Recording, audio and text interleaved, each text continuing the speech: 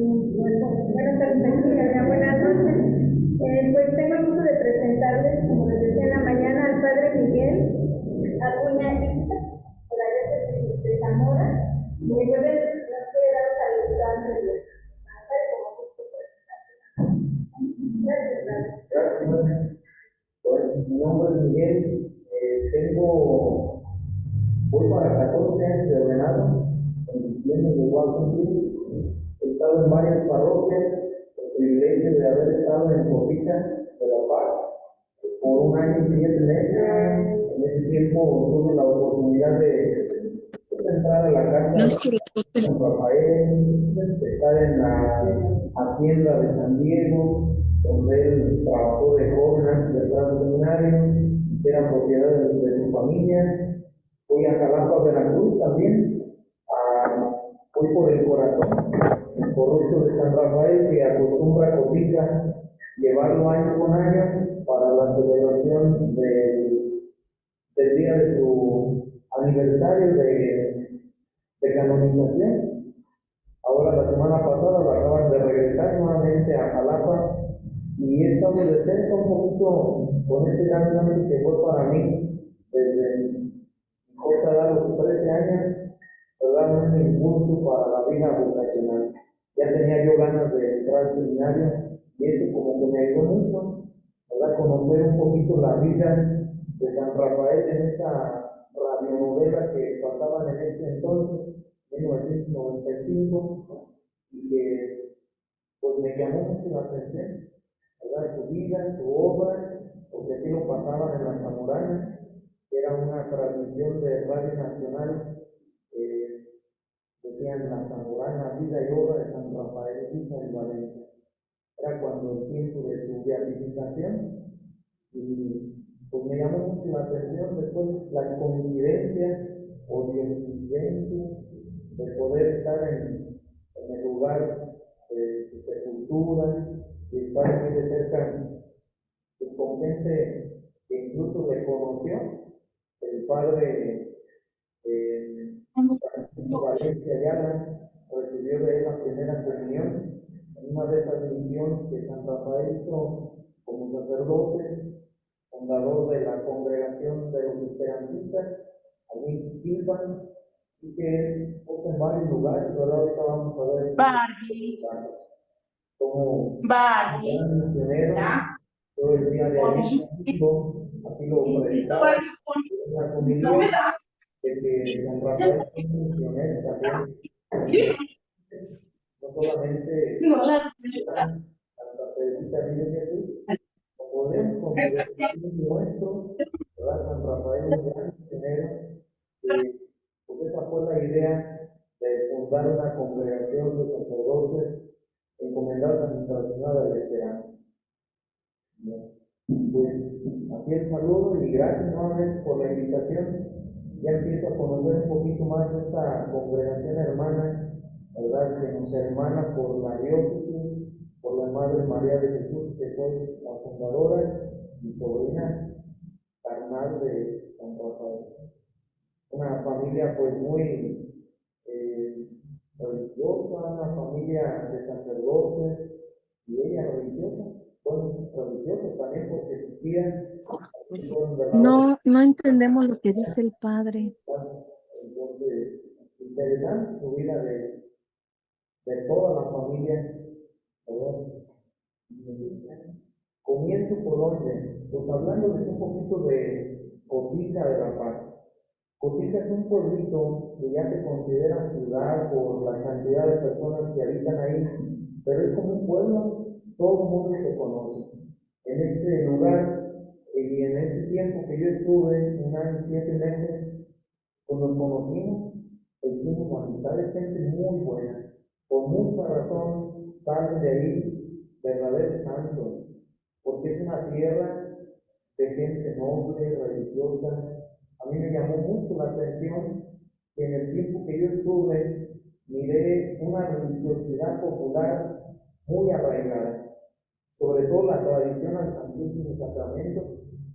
Cada día, después de la misa, al terminar la misa de la tarde, se da la bendición con el Santísimo Y cosa de admirar, que yo pude presenciar las veces que no celebré misa y que me tocó estar cerca del punto donde estuvieran, se escuchan 3 campanadas al momento de la bendición con el Santísimo. Toda la gente desde donde está voltea hacia la iglesia, orientándose y recibe la bendición. Cosa impresionante. Porque las veces que estuve fuera en una plaza, hubiera barullo, música, carros, motos, lo que fuera, escuchaban las campanas, todo el mundo se para. Carros, novios, borrachitos, los que sean, se ponen de pie y se orientan hacia la iglesia a recibir la bendición. Una tradición por muchos años. Cosa impresionante, ¿verdad?, de la religiosidad de su pueblo. Igual, ¿verdad?, las confesiones.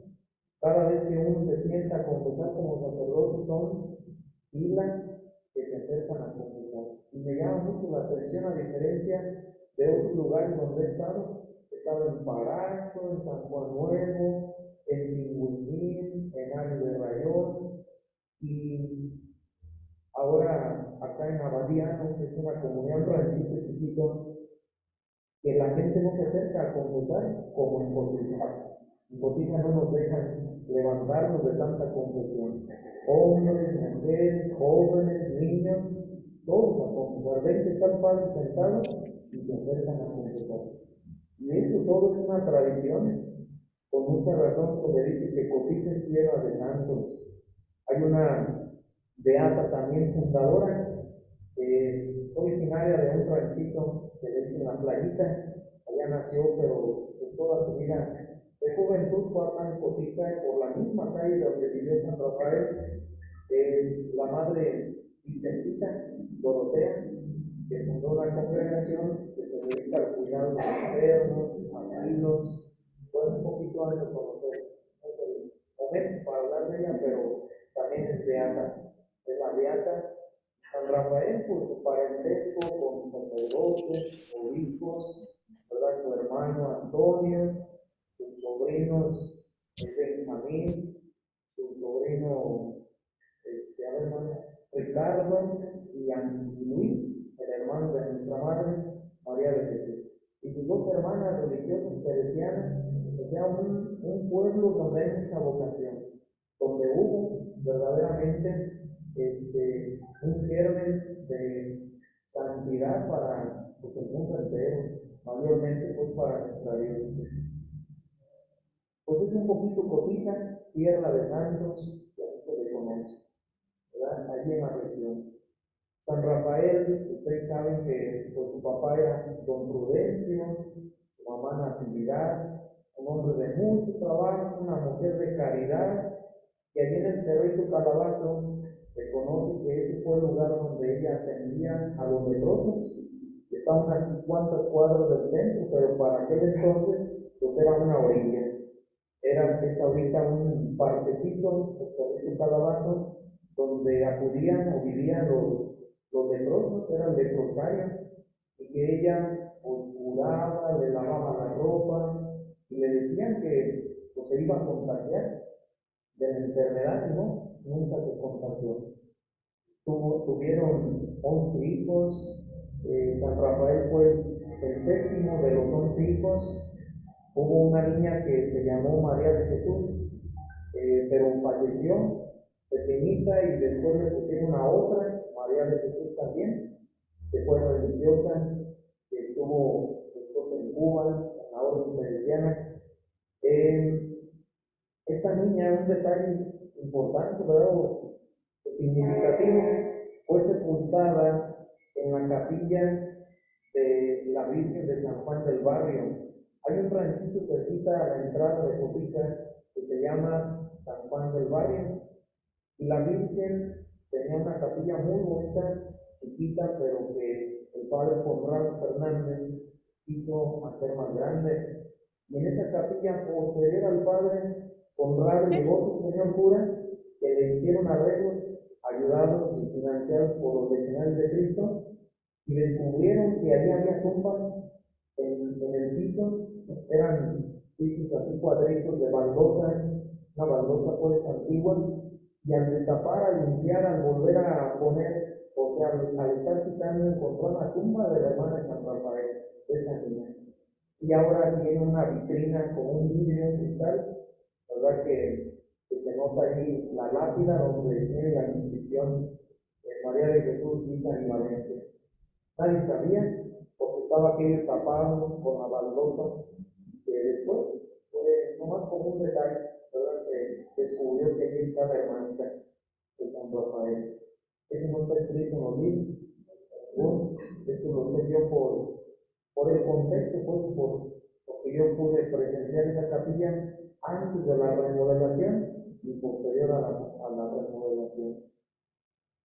San Rafael, el niño Rafael estudió allí en Cotita, en el colegio del señor cura, ¿verdad? Que después pasó a formar parte de un seminario, se le llamaba auxiliar de Cotita, y después él mismo le pidió a su papá que ya no quería trabajar y que le diera oportunidad de irse a trabajar. Dijo, ¿a dónde te quieres ir? Y él escogió la hacienda de San Diego. Padre, podemos poner las fotos. Les voy a presentar algunas fotos que son de algunos lugares de donde vivió San Rafael. Por ejemplo,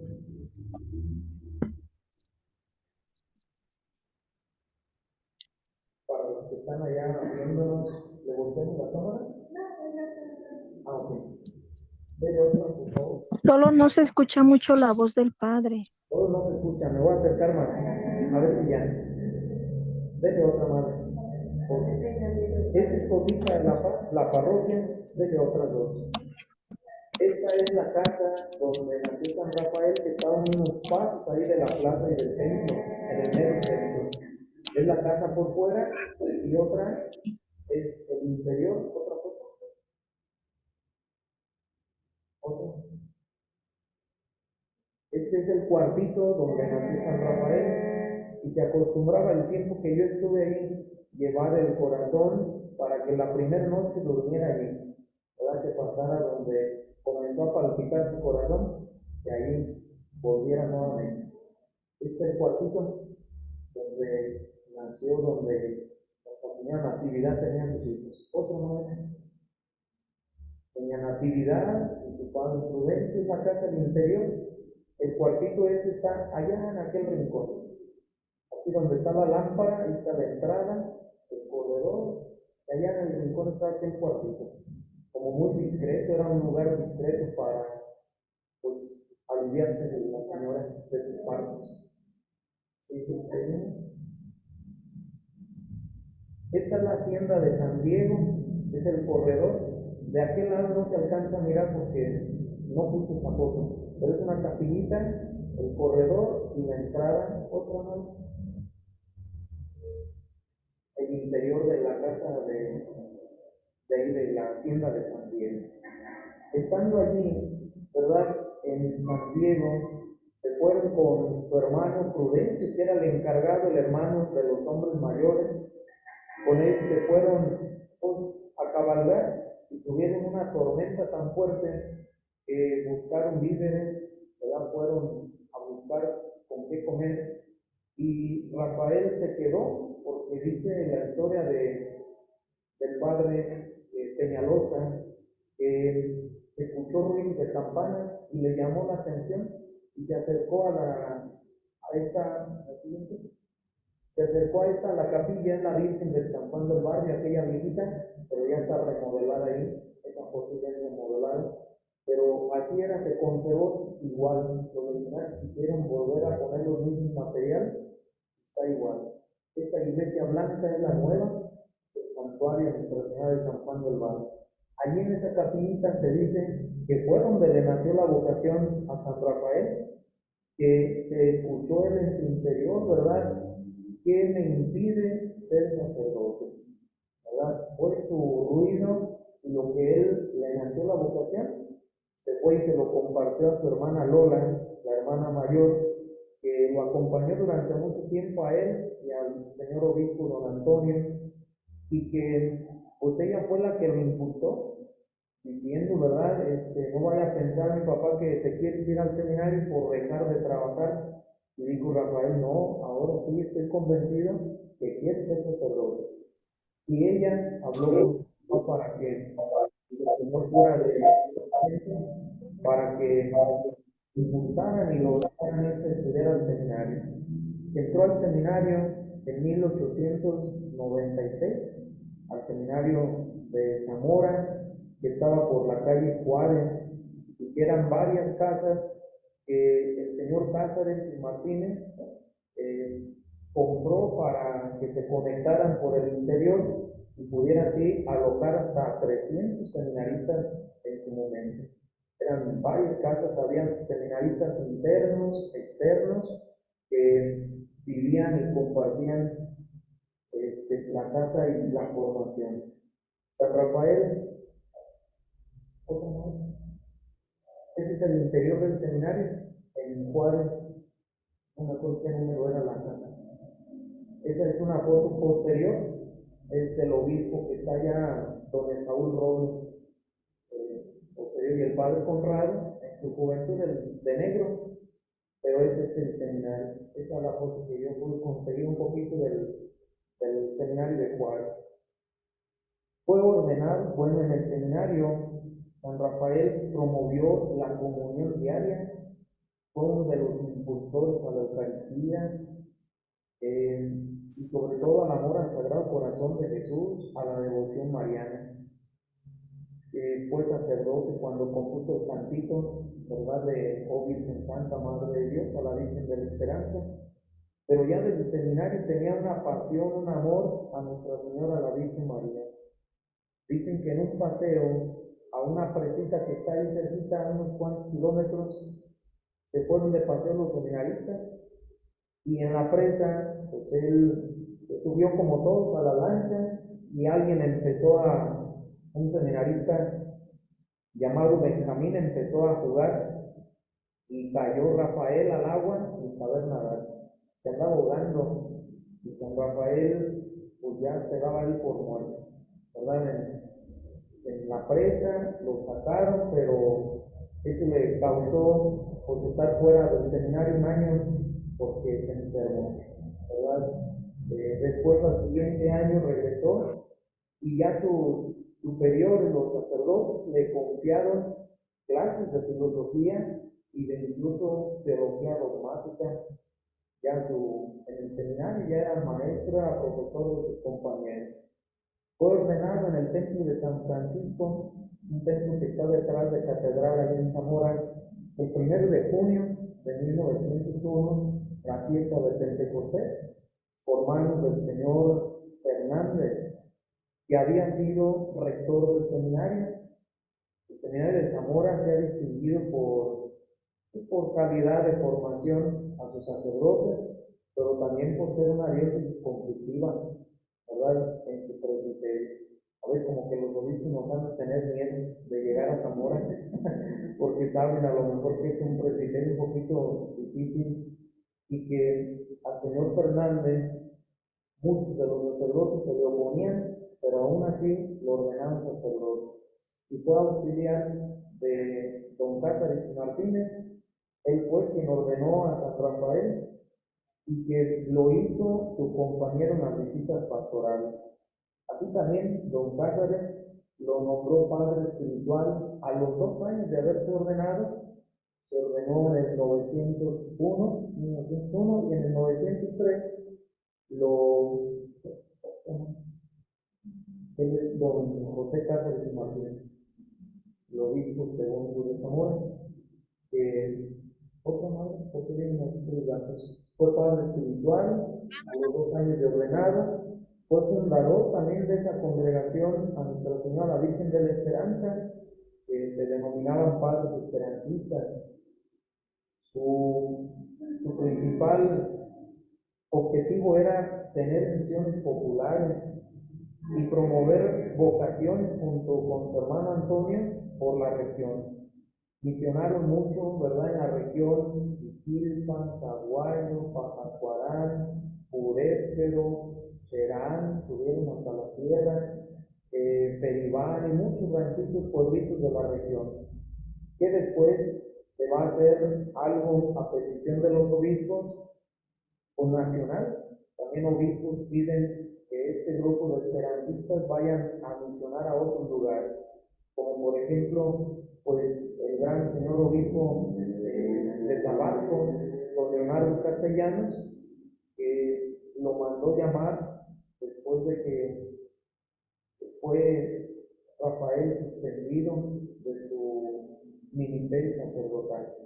Vivió esa suspensión por un falso que se levantó de un anónimo, alguien que tenía coraje porque Rafael se hizo famoso, se hizo muy popular, muy querido, pero también muy envidiado. Así como es el presbiterio tan bueno, también tiene sus cosas malas, ¿verdad? Y fueron celosos que pues le hicieron que él pues se hiciera le achacaron a aquel anónimo que hablaba mal del señor obispo Cáceres, y él pues lo suspendió durante 1 año y 4 meses, estuvo suspendido. Después, a la muerte ya de don Cáceres Martínez, viene su amigo el obispo Fernández y otros obispos a hablar con el nuncio apostólico, que era pues se le llamaba el delegado apostólico, que le hablaron de él para que levantara el castigo o la suspensión. Y así fue. Después, su orden de que había congregado, la congregación fue suspendida. Duró muy poquito tiempo la congregación, le vino la suspensión desde Roma, la supresión más bien. Se suprimió la orden de los padres esperancistas. Y fue otro dolor pues para San Rafael. Durante ese tiempo de misionero se distinguió incansablemente por toda la región. El obispo ya lo había nombrado también prebendado, lo había nombrado monseñor, o ¿cómo lo llaman?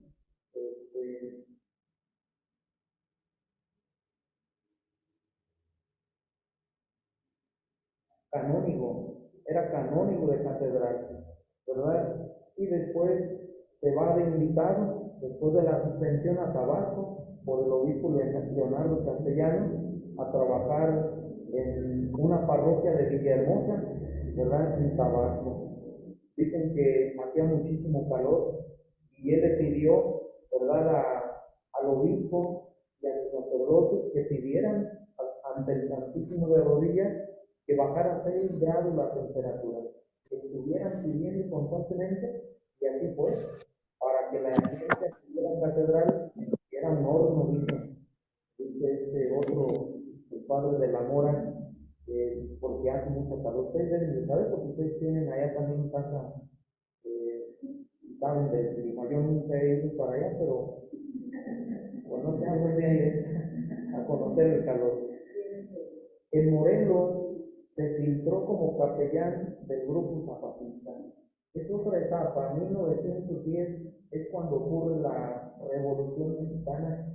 ¿A qué se debió la revolución? ¿Se acuerdan?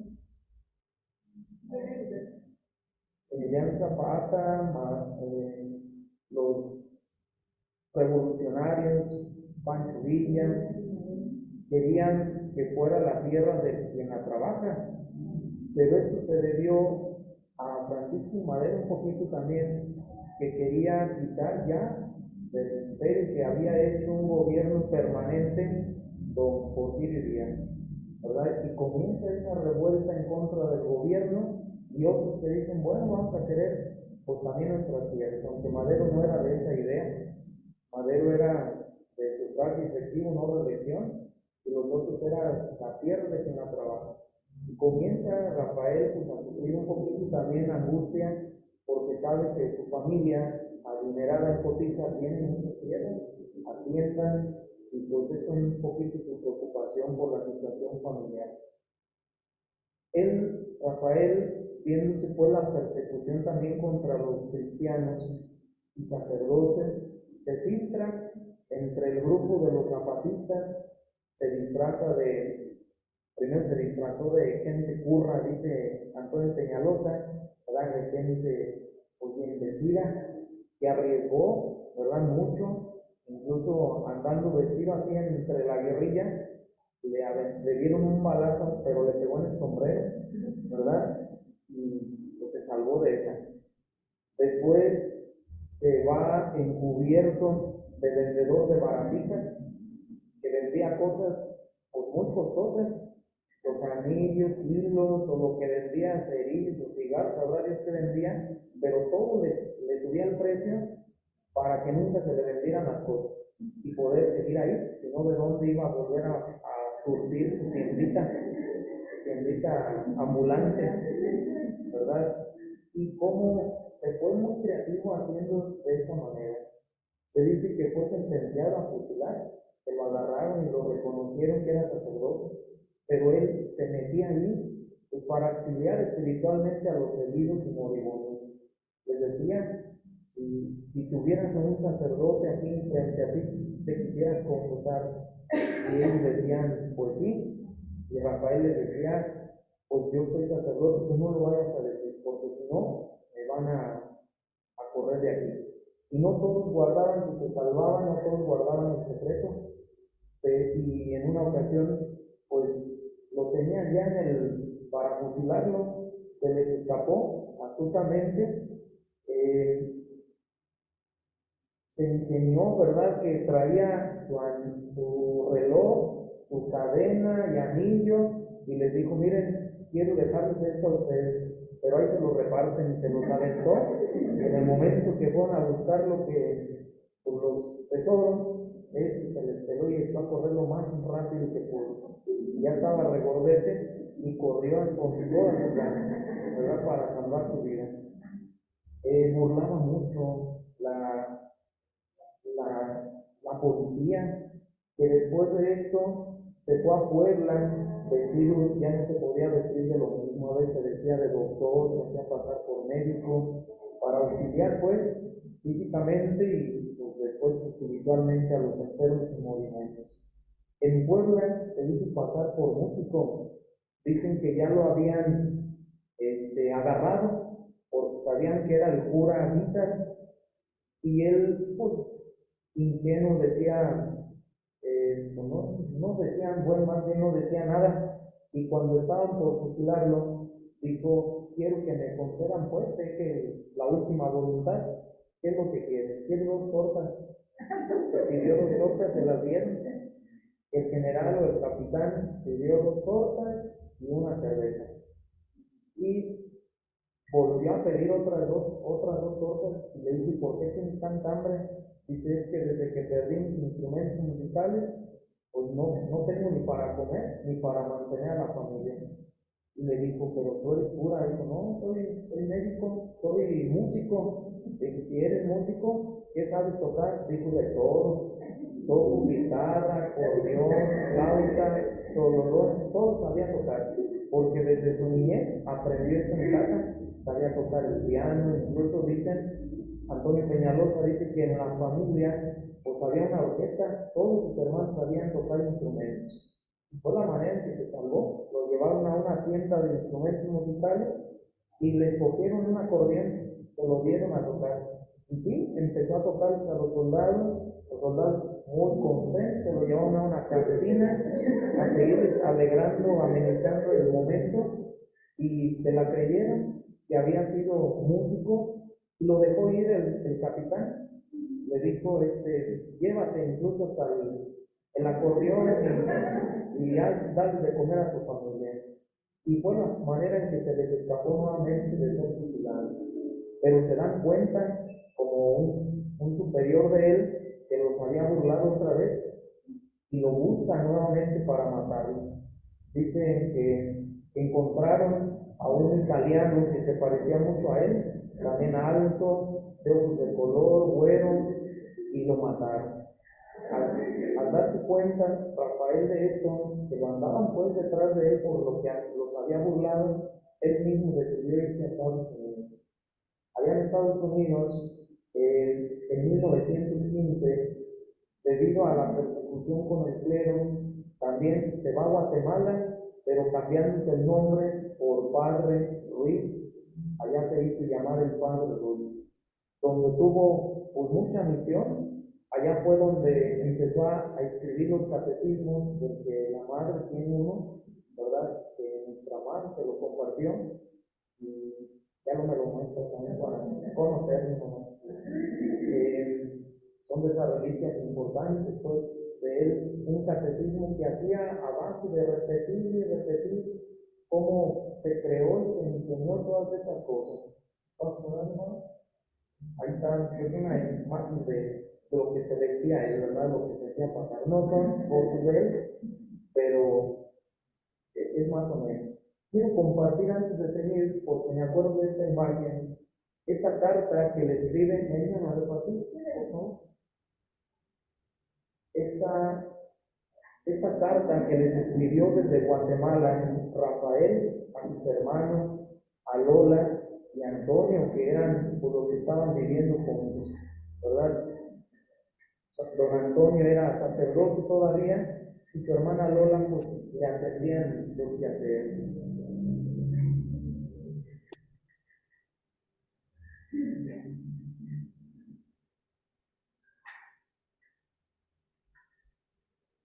Se las quiero leer, pero vamos siguiéndola todos, porque sirve como hasta para un retiro espiritual. Si ustedes tomen esta carta y la mediten, sirve. Por ahí también está en una filmina para que la vean también. Allá está. Dice: querida Lola, quiero que sepas que estoy bien y para desahogarme un poco de tanta muerte que me rodea, si solo pudiera ver a los ojos los jovencitos reclutados, a las mujeres que a duras penas logran guisar cualquier cosa que parezca comida, a los niños que pierden a sus padres en batalla, sus rostros sucios, llenos de lágrimas secas y su piel quebrada. No puedo escuchar a los comandantes con paz en el alma, porque pretenden justificar de mil maneras esta violencia ruin. Sé que la gente lucha por lo que cree y que existen pensamientos justos, pero ¿a costa de qué? De tanta muerte, de ver convertirse a los seres humanos en monstruos. Si vieras cómo llora cada herido cuando me acerco y les digo que soy sacerdote, se llenan de angustia y ansiedad por saber si Dios los va a perdonar. Si tan solo pudieras ver cómo se apagan como frágiles velitas. Me he acercado a diferentes tropas, sigo disfrazándome de lo que puedo para no ser descubierto. Las cosas están muy duras. Conseguí algunas joyas baratas, hilos en una tabla, y les hago creer que soy un vendedor que necesita trabajar para comer, y hasta este momento todo ha marchado bien.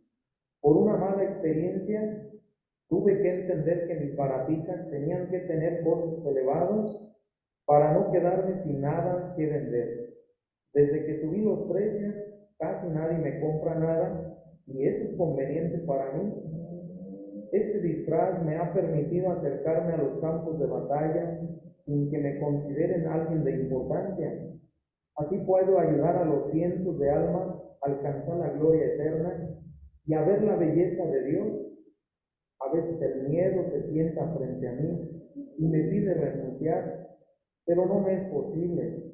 Tapo mis oídos para no escuchar a mis huesos temblando, a mis dientes tiritando y a mis manos moviéndose y haciendo sonidos con las baratijas que me acompañan.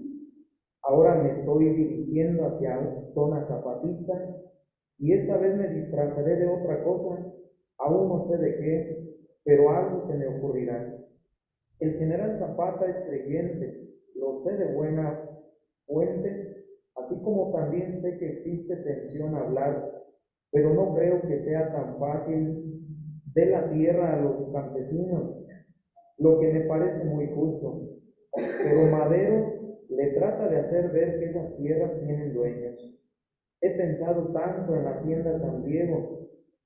Me siento hasta cierto punto protegido entre las tropas porque me permite hacer la labor que Dios me confía salvar las almas de los pobres, hombres, mujeres, ancianos y niños que están aquí todos con armas, todos con hambre, todos sin Dios.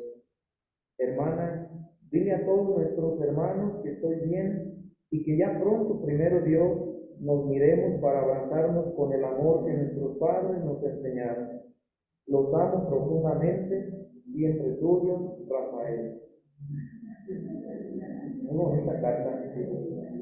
Ahorita dije algo que yo me confundí, es otra carta que escribe de Guatemala de un acontecimiento que le sucedió, pero esto es en la guerra, en la revolución, anda metido y por eso se conoce todo, ¿verdad? Gracias a estas cartas que él dirigía pues a sus hermanos. Esto me parece algo impresionante, ¿verdad? Cómo ese espíritu, esa devoción, ese amor por salvar almas, que no le impidió nada, ¿verdad? Que él hizo verdaderamente seguir lo que un día le prometió a Dios, ser sacerdote para salvar almas. Un sacerdote apasionado de su vocación, amante de las almas y de Dios, ¿verdad? O sea, esto es para meditar muchas de estas cosas. ¿Quién lo logra hacer? Yo creo que ahorita si se viene otra revolución, echamos a correr, ¿verdad? Porque salvamos nuestro pellejo. ¿Quién estaría dispuesto a vivir todo eso? A ser creativo. Era un hombre súper creativo que pues, tenía el espíritu de una gran vocación sacerdotal.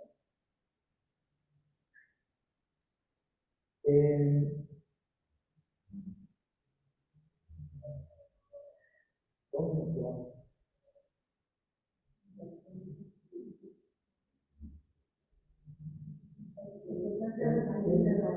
En 1926, perdón, el 1 de enero,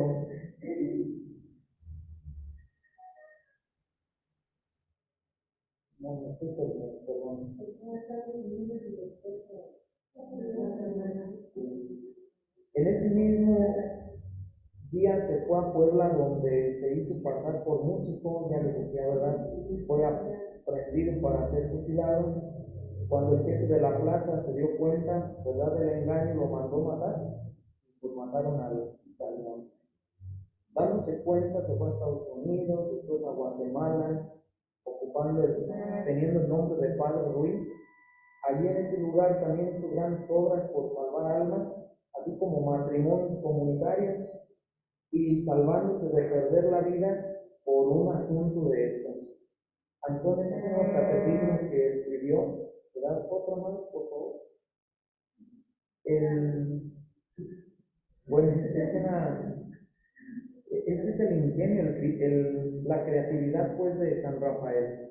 Les cuento primero esta otra carta que les escribe de Guatemala. No la puse por escrito, pero se las comparto más o menos de la memoria. Les cuenta a los hermanos que ha hecho matrimonios comunitarios, pero que difícilmente los hombres quieren casarse a la iglesia. Las mujeres a veces están dispuestas, pero los hombres no. Y logró convencer al grupito de mujeres que lo seguían o que le atendían en la catequesis, que colaboraban, pero los maridos eran muy opuestos, no querían acercarse al sacramento. Dos de ellos, hombres esposos de las mujeres cercanas a él, dice, confabularon para matarlo y se pusieron de acuerdo en que uno se iba a hacer pasar por enfermo y que el otro fuera a traerlo para darle la unción y que en ese momento pues lo iban a matar ahí. Cuando fue a hablarle a Rafael, al padre Rafael, que fuera a confesarle, no se negó, inmediatamente fue. ¿Y cuál fue la sorpresa? Que el que se hizo pasar por enfermo ya estaba muerto. Y esto pues se lo contó él mismo, ¿verdad? Que confesó lo que había pasado, que habían puesto de acuerdo para matarlo, que estaba arrepentido, se arrepintió, se confesó, se casó y pues hizo las paces con Rafael. Todo esto se lo contó en una carta a sus hermanos, todo lo que le pasaba. Los pollitos, ¿quién es de los pollitos? De Guatemala se va a Cuba, donde se le ocurre pintar las gallinas de colores para atraer a los niños al catecismo. Era una manera, pues, ingeniosa. y la gente sorprendía porque nunca había visto pollos de colores o gallinas de colores, y la gente admiraba, pensaba que él hacía magia o no sé, y decía él, que Dios me perdone por lo que estoy haciendo, ¿verdad? Pero es una manera en atraer a los demás. Los pintaba pues con anelina, ¿verdad? También organizó un concurso para sacerdotes, porque eran tanta la gente que tenía para confesar, que les publicó, hizo impresos unas invitaciones solo para sacerdotes, concurso de ajedrez, ¿verdad? Y era mentira, era para hacer, dicen los padres, llegaron, ¿a qué hora va a empezar el concurso? Dijo, vamos a confesar primero a todos, ¿verdad? Qué bueno que vinieron, porque no querían ir a confesar, y fue la manera en que los pudo juntar para ponerlos a trabajar, ¿verdad? Muy creativo, era un hombre muy ingenio que se las arreglaba para hacer su labor y que otros también hicieran la labor. Bien. En 1917 se dirige a Cuba para misionar durante esos 3 años a los niños de una manera muy virtuosa y atractiva, como ya les decía. El 1 de agosto de 1919 fue preconizado obispo y ordenado allí en La Habana el 30 de noviembre, unos meses después. El 1 de enero del siguiente año, 1920, se embarcó para México. Otro dato muy curioso. Bueno, ahorita lo cuento. Allá en La Habana está con sus hermanos, ¿verdad? El obispo Antonio, su hermano Emiliano, el papá de nuestra madre María de Jesús, y su hermana Teresa, María de Jesús también, ¿verdad? Que fue la teresiana. Esa foto está pues muy familiar ahí, como que es de las pocas fotos familiares que se conservan de él. El 1 de enero se embarca a Veracruz ya como obispo para, para darse cuenta que en el transcurso ha habido un terremoto en Veracruz, no sé si hoy día está, ocurrió un terremoto que acabó con muchas de las poblaciones. Debió haber sido muy fuerte, las casas o no debieron haber sido muy altas, pero sí hubo muchos muertos, mucha pobreza. Él al darse cuenta de que estaban organizando una bienvenida, le llamó al padre encargado y le dice, padre, sé que está organizando un recibimiento y quiero que todos los fondos que ha recabado los guarde para mi llegada, que no gaste de ahí para nada.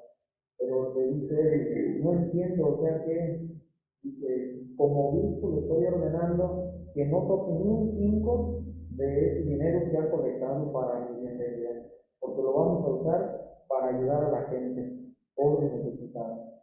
Ese fue su primer viaje, ¿verdad? Como le pongo ahí, su viaje de caridad, que empezó a hacer con lo suyo, ¿verdad? Obras. Él se quitaba y vendía el pectoral, vendía su anillo, él vendía todo para darlo a la gente.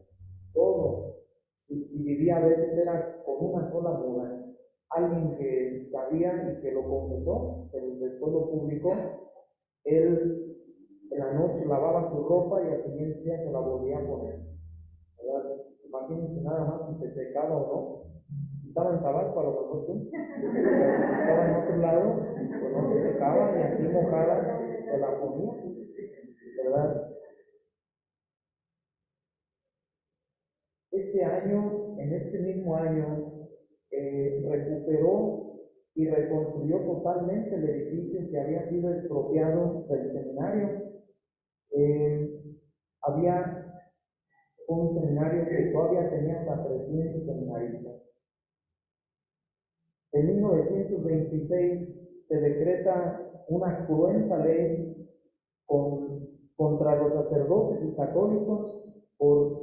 Esta es la casa del obispado en Veracruz, que se convirtió en un lugar de caridad.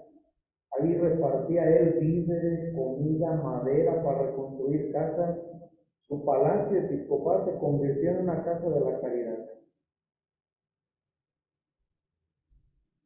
Este silloncito es donde él dormía, porque no podía dormir en la acostado.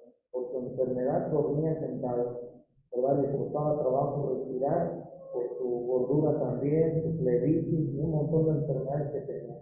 Él dormía así, sentado.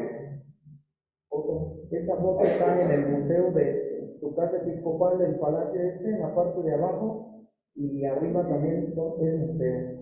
Ahorita en la actualidad es museo donde está todo esto, su caja funeraria y otras pertenencias de los catecismos, muchas cosas personales ahí están.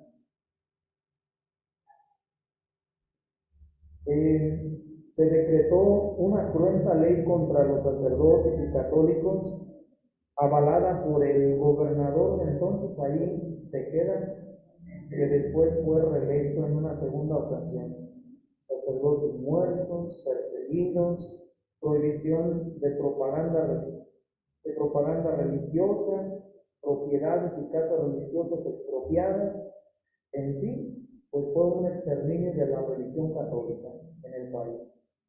Fue una situación fea también que le volvió a tocar nuevamente a Rafael y de la cual no quiso huir, porque muchos de los sacerdotes extranjeros pues fueron expulsados del país y los demás, pues si se rehusaban o seguían todavía celebrando, oficiando, pues les daban muerte.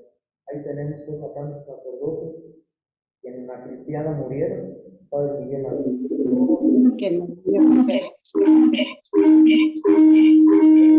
Rafael no quiso salir del país, incluso no quiso dejar de, pero por mandato y petición de los obispos al Papa Pío XI, el Papa Pío ordenó, ¿verdad?, que pues los sacerdotes tuvieran que abandonar el país, los extranjeros, y los demás cerraran el culto religioso, así como las iglesias. Pero los católicos saben que no se conformaron, ¿verdad? Se levantaron en armas y tomaron por sí mismos, ¿verdad?, la defensa de la fe. Rafael opinaba que pues no debían tomar las armas porque nuestro Señor Jesucristo había hablado de persecución y que aceptaran ellos con amor la persecución que estaban viviendo. Pero también no dejar su ministerio de oficiar, de celebrar, de confesar, de asistir, porque si no la gente se iba a hacer pagana. Su preocupación siempre fue esa, evangelizar y nunca desistir en su misión. Tal fue la presión contra él y su familia que lo vieron obligado a salirse del país nuevamente. El gobernador Tejeda, pues a como de lugar quería apresarlo y se encontraron con Benjamín, su sobrino, el padre Benjamín. Para entonces Rafael Guizar tenía el seminario en la Ciudad de México, que había hecho de un cine viejo el seminario, donde había pues bastantes seminaristas y que el padre Benjamín estaba también encargado.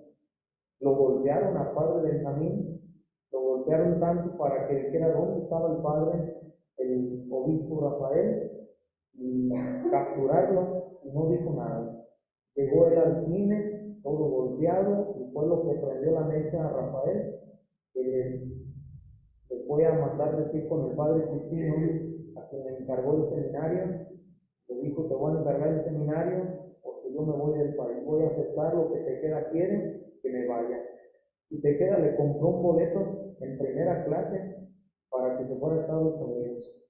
Y viajó única vez en primera clase porque se lo pagó el mandatario, quien lo expulsó pues del país. Y luego aceptó con la condición de que dejara a sus seminaristas, a sus sacerdotes, que no les hiciera más daño. Había amenazado a su hermano Prudencio y a toda la familia también. Eso lo hizo, ¿verdad?, que él mismo aceptara el destierro. Una vez más, en Estados Unidos siguió su evangelización. De allí se fue nuevamente a Cuba, a Colombia por primera vez y regresó a Guatemala. Regresa en mayo de 1929, pasamos meses antes de que perdón, esto fue en mayo, regresa al país nuevamente, pero se encontró con que había pasado el atentado contra la explosión del Cristo del Jubileo. Regresa un poquito aquí esta imagen, aquí no lo explico, por eso me estoy brincando. Esta imagen es la ordenación o consagración de su hermano Antonio, y el padre, el escritor Peñalosa, cuenta algo curioso de San Rafael, que cuando lo ordenaron, Antonio Obispo le dijo: oye, esa cruz, ese pectoral, véndelo para la gente necesitada. Y le contestó Antonio: no lo puedo vender porque fue el que me regaló nuestro hermano Prudencio. Dice: Prudencio también se enojó conmigo porque no uso el pectoral, pero pues yo desde cuando lo vendí para ayudar a la gente. Y él le decía a Antonio: véndelo, dice, porque no lo necesitas, los pobres sí lo necesitan. Y dice la historia que ese mismo día se le perdió, se lo robaron el pectoral al obispo Antonio. Yo quiero pensar mal que haya sido el mismo Rafael que se lo robó. Yo no sé, la historia no dice nada, pero yo quiero pensar eso, ¿verdad? Que lo hizo, que hiciera una caridad. Bien. Hay una historia también en Guatemala en esta ocasión, cuando se va desterrado a Estados Unidos y luego a Colombia, Guatemala. En Guatemala, en un pueblito, él llamaba a los niños para confesarse y que pudieran comulgar. Pero se soltó un tormentón que no les permitía pues ir a los niños, y salió Rafael diciendo: miren, no pasa nada, el agua no pasa nada, vengan niños, vengan. Y los hizo que algunos fueran, pero no haya faltado muchos niños. Y agarró un niñito y lo puso delante del sagrario y le dijo: tócale, dile: Señor Jesús, quita el agua para que los niños vengan a confesarse. Le dice: ¿qué te dice? No me contestó. Pues grítale más fuerte: Señor Jesús, por intercesión de María, quita el agua para que los niños se confiesen y puedan comulgar mañana. Y le dije: ¿qué te contestó? Dijo: no, todavía nada. Entonces sí, ya te contestó, mira, y el agua se quitó. Son de esas cosas curiosas y datos que hablan de él, la fe, el fervor al sagrario. Yo quiero comentarles a ustedes, ¿verdad?, que sí, en efectivo ustedes saben que no hay otra más que ir ante el sagrario, que cuando tengamos alguna necesidad, no hay otra como el sagrario. San Rafael era un devoto del Santísimo. Sus misiones las impartía siempre delante del Santísimo, porque decía que él era el que misionaba, era el Señor y el amor a él. Otro modo, por favor. Ahí lo encontramos, pues, ¿verdad?, su reapertura en el del seminario, en el 21, en el 26 la persecución por calles, hubo muchos encarcelados, su destierro que duró 6 meses en Estados Unidos, después en Cuba 8. Él decía, ¿verdad?, que el seminario pues era la pupila de sus ojos, ¿verdad?, que la cuidara. Eso fue lo que le encomendó al padre Justino, que el seminario se lo cuidara como la pupila de sus ojos. Y él decía, ¿verdad?, que a un obispo le puede faltar todo. Una frase conocidísima de él: le puede faltar su mitra, su báculo, la catedral, pero nunca le puede faltar el seminario, ¿verdad?, porque del seminario depende el futuro de la diócesis. Y esa frase, en el seminario introductorio que está en Cotija, pues está en la primera entrada de esa frase, que tiene el nombre, pues, Seminario San Rafael Lisa. Bien. ¿Alguna pregunta hasta ahorita? Ya casi terminamos.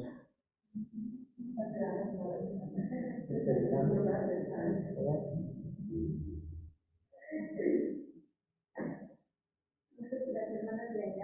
Algunas de las hermanas que están allá a ver si nos escuchan.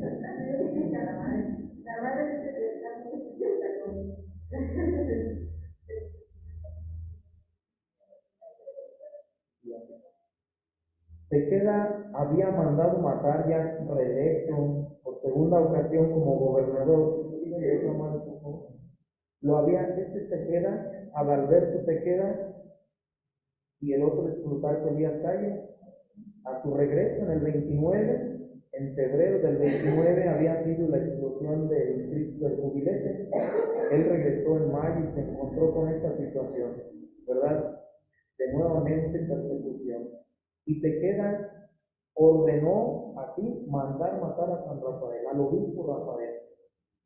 Y Rafael, dándose cuenta, ¿verdad?, va y se le presenta al gobernador Tejeda, quien dice en su escritorio, en su mesa, tenía una pistola y le dice: vengo a presentarme yo ante usted para que usted mismo me mate y que no los feligreses se batan sus manos de sangre. Dice: usted mismo me manda a matar, usted máteme, quíteme la vida. Y el gobernador, pues, burlándose, le dice así: somos hombres, ¿verdad? Lo admiro como hombre, y lo apreciaba en ese sentido, pues, y le dice: le perdono la vida, váyase, voy a retirar esa orden que he dado de mandarlo matar. Y imagínense el valor de aquel hombre de ponérsele así frente a frente y de decirle esas palabras. Tejera suspende la orden al ver su valentía. Tantos problemas, tantos destierros como desgastes físicos, le damos otra mano, y emocionales le cobraron pues gran factura con enfermedades como diabetes, una diabetes grave, una insuficiencia circulatoria, el problema de sus pies, ya se había caído de un caballo y le destrozó una de las piernas. Cuando lo estaba ungiendo su hermano, el obispo Antonio, pues vieron que era una herida terrible, además pues por sus úlceras varicosas que tenía, así como también su flebitis crónica, un montón de enfermedades. A los 60 años murió, muy joven pues, relativamente joven, pero muy bien vivido, con la madre Magda, ahorita Marga, le decía: imagínense, yo ya tengo 41, ya nomás me quedan 19 años para morir a la edad de San Rafael, y qué legado. A veces no hemos hecho muchas cosas como él las hizo en tan poco tiempo. 60 años de una vida apresurada, de verdadera misión, se entregó, un hombre totalmente entregado, pero que vivió pues, desde su vida de infancia una espiritualidad, una oración, que lo que vio a los papás, él lo realizaba. Vio que hacía su madre caridad con los necesitados, que su padre también nos acercaba el corazón para ayudar a quien ocupaba, y él también. Lo que ve uno en casa lo reproduce uno después. Y lo que aprende uno desde la pequeñez le va uno sirviendo en la vida. A él le sirvió mucho el saber de instrumentos, música, que hasta le salvó la vida. Yo sí les he podido compartir a los seminaristas: aprendan todo lo que más se pueda en el seminario. Si es declamar, si es actuar, si es cantar, si es tocar, aprovechen todo lo que se les da ahorita, porque después nos sirve. A mí me han servido muchas cosas, ¿verdad?, que he aprendido en casa en tiempo de pandemia, hasta hacer tamales, ¿verdad? De eso sobreviví, de hacer tamales y de hacer rosarios de los que usan las madres capuchinas de adoratrices. De eso también me sobreviví en tiempo de pandemia. Y todo lo que aprendamos a hacer en la infancia, en la juventud, nos va a ayudar después, ¿verdad? Pues no voy a hablar de mí, pero sí es muy bueno todo eso. Y San Rafael aprovechó todos sus conocimientos, toda su sabiduría. Uno de los críticos de Rafael lo siguió por mucho tiempo. Incluso era un escritor, un columnista, que quería hallarlo en cualquier mínimo error al obispo Rafael, sabiendo que era un hombre rico y que tenía muchas cosas, pero que no le creía cuando decía que vendía su pectoral, que vendía y se daba las cosas para los pobres. Él no le creía, pero al paso del tiempo se fue convenciendo, y ya después no lo seguía por criticarlo, por hallarlo en algún error, sino porque verdaderamente le apasionaba. Y cuenta él En una ocasión aquí en la Ciudad de México andaba por una calle en la que había un tumulto y San Rafael o Rafael le gustaba mucho la multitud. Donde había ruido, allá iba él, como cuando tiran cohete, allá van todos, ¿verdad? Y se amontonaba la gente y se metió él en el tumulto. Era un joven ladroncillo que se robó un Cristo, ¿verdad? Y que la dueña lo reclamaba, molesta, enojada, y que quería pues, o lo metían a la cárcel o alguna cosa. Y Rafael lo llama al muchacho y le dice: ¿por qué robaste el Cristo? Dice: por hambre, porque tengo familia y le tengo que dar de comer. Y él dice que él sacó 50 pesos, le dice: mira, ve y dale a tu familia, pero no antes robando. Por más de lo que quieras, no robes más. Y le quitó el Cristo y se le entregó a la mujer y le dijo: mire, este Cristo, el Cristo, guárdenlo en lo más profundo, donde nadie se lo vaya a robar. Escóndanlo en lo más profundo de su corazón. Ahí nadie se lo va a robar. Imagínense todo la buena que hizo aquella mujer, pero para enseñarle eso, que tenía que guardar a Cristo no material, sino en su corazón. Qué bonito, ¿verdad? Y todo eso ese escritor pues da testimonio, ¿verdad? De todo lo que él se arrepintió y de todo lo que le dio a hacer a Rafael. Alguien por molestarle dice que también le cuestionaba, diciendo que si era cierto que en su familia eran adinerados, que había muchos obispos y sacerdotes que habían nacido en cunas, en buenas cunas, y que tenían todo en la vida, pero que vivían como reyes. Y le preguntaban a él: ¿es cierto que usted también es de familia adinerada en Cotica? Y pues cuentan que un familiar mío fue un ladrón, pero al fin y al cabo todos venimos del mismo barrio, ¿verdad? Fue su respuesta de él. O sea, cómo Rafael asume con humildad, sí, que viene de una familia adinerada, pero también reconoce, ¿verdad?, que pues corrupción hay donde quiera. Y sabrá Dios, ¿verdad? Pero él nunca hizo alarde pues de su riqueza, de su fama, de la familia en ese sentido. Al contrario, en el seminario, lo que a él le mandaban de dinero, lo compartía con sus compañeros. Había algunos que iban a dejar el seminario por falta de recursos económicos y él organizaba venta de cosas ahí dentro en el seminario para poder ayudarlos. O él con su propio dinero pues los ayudaba. Era muy desprendido desde joven, era muy caritativo en ese sentido. Este es el día de su sepultura, el día de su muerte, cuando es muy interesante escuchar la radionovela o leer el libro ese de Antonio Peñalosa, en el que redacta muy bonito cómo fue la muerte de Rafael, ¿verdad? Cómo le ungió sus manos, sus pies y los ojos, porque antes del concilio eran unas funciones muy especiales. Se ungían hasta los pies, se ungían los ojos, los labios, los oídos, todos los sentidos. Y estaba un seminarista con él, Carlos, y el obispo, que ya se iba ese día, le dijo a Carlos: ¿sabes qué? A Rafael me tengo que ir porque tengo cosas en mi diócesis, pero lo vio tan enfermo que prefirió cambiar su boleto de salida.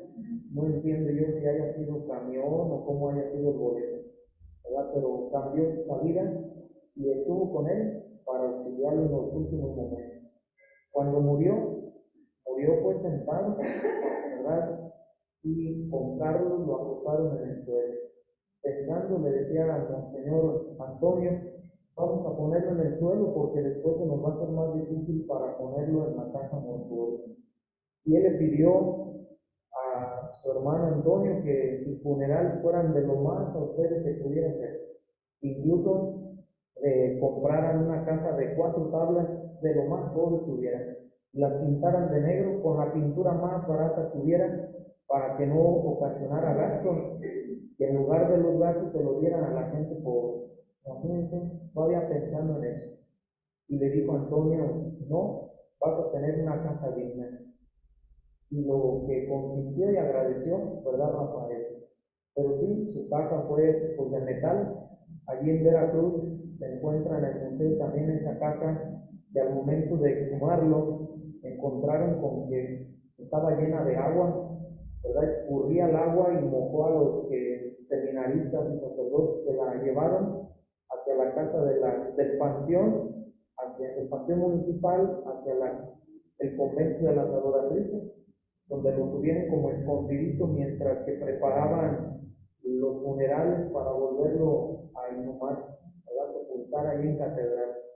Y dice que la gente se dio cuenta y corrió la voz, ¿verdad?, de que estaba su cuerpo, que lo habían sacado y allí estaba.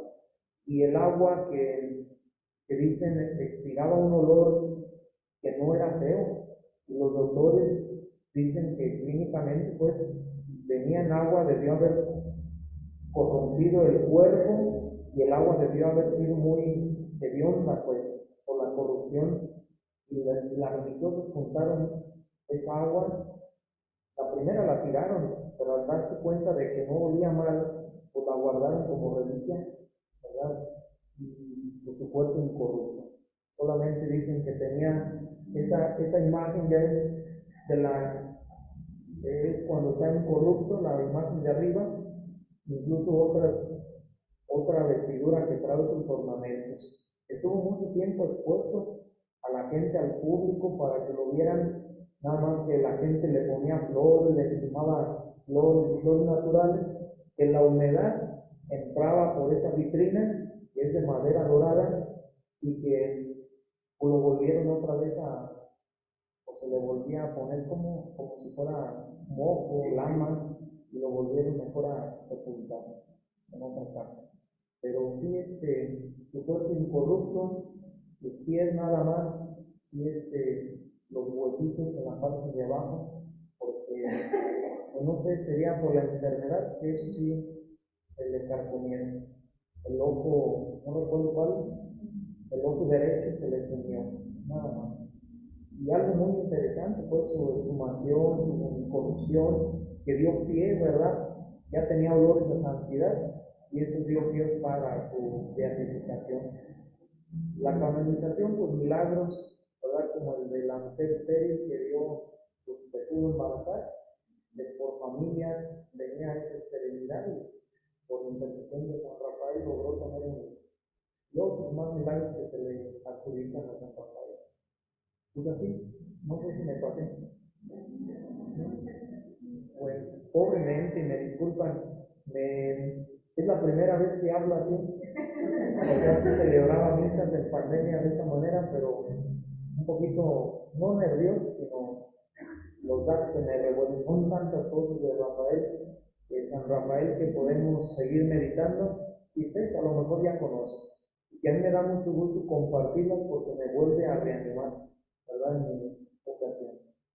Y es un reto, ¿verdad? Como sacerdotes, vivir su pobreza, vivir su espíritu de aguerrido, de no bajar el dedo del renglón, de misión, y muchas cualidades este gran santo como sacerdote para nuestros tiempos.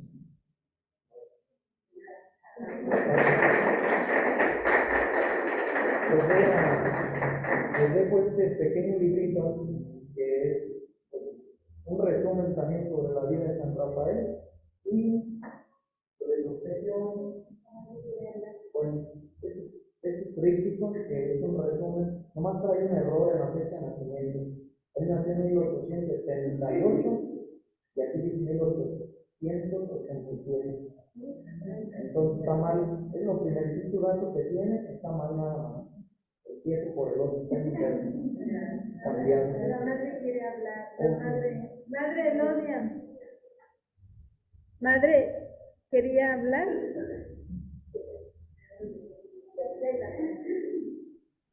Sí, aquí estoy. ¿Me escucha? Muy claro, hable usted. La cosa es que no nos alcanzan a ver. Estamos aquí. Padre Miguel, muchísimas gracias, ¿eh? Que Dios le pague todo esto que ha hecho por nosotras y que el Señor lo conserve en su sacerdocio y sea, pues no San Rafael, sino San Miguel. San Miguel, ¿qué le parece? ¿Eh? Adelante, vamos a seguir pidiendo por usted y gracias por todo lo que nos compartió. Muchas gracias. Aquí estoy en la comunidad con las hermanas que están en Huejutla y pues ya. Muchas gracias, Padre. Gracias por la invitación y a la madre que pues hemos hecho amistad ya con algunas por el trabajo y seguiremos haciendo amistad. Gracias. Pues nada más agradecerles, pues ya terminamos, aquí está nuestra hermana. Pues la verdad que nos deja mucho deseo de pedirle a él, bueno, que interceda por nosotros. Es un gran hombre, un gran intercesor. Yo creo que nos quiere mucho porque somos de la familia. Sí, nos quiere mucho San Rafael y pues a él nos encomendamos. Precisamente esta charla, tema, plática, como le podamos llamar, pues es para acrecentar nuestro cariño a San Rafael. Y de verdad, Padre, muchas gracias por el esfuerzo que hizo, porque viene desde Zamora, se desveló, salió anoche, yo creo que ni durmió mucho. ¿Sí durmió? Y pues va a pasar otra noche en el autobús, ¿verdad? Porque se va de regreso. Pues muchas gracias. Mañana le vamos a hacer fiesta en la parroquia. Que le van a hacer fiesta en su parroquia. Es poco conocido y también lo estoy dando a conocer porque en la región de nosotros, en Zamora, poco se conoce, es más conocido en Veracruz y en otros estados que en nuestra misma diócesis de Zamora, tristemente, pero hay que darle promoción porque es un ejemplo, un modelo a seguir. Y lo que en la familia se vivió, pues vean ustedes su congregación, su madre fundadora también, una mujer de santidad, que la traen en la sangre, esa familiaridad de santidad que se va transmitiendo. Que Dios quiera que también entre ustedes Dios les conceda la santidad. Sí, pues muchas gracias y así terminamos a comer. Un aplauso.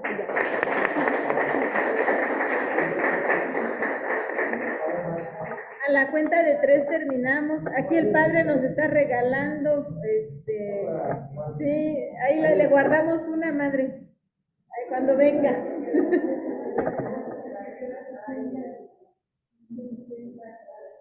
Gracias, la espero, ¿eh? Sí, madre, aquí se la guardo. Bueno, a la cuenta de 3, gracias a todas las que pudieron participar desde aquel lado. Lo vamos a mandar a YouTube, para subirlo a YouTube, porque así es más fácil que lo puedan ver quienes no han podido entrar a la reunión. Gracias, hermanas, hasta luego, hasta pronto. A la cuenta de 3. Gracias, igual.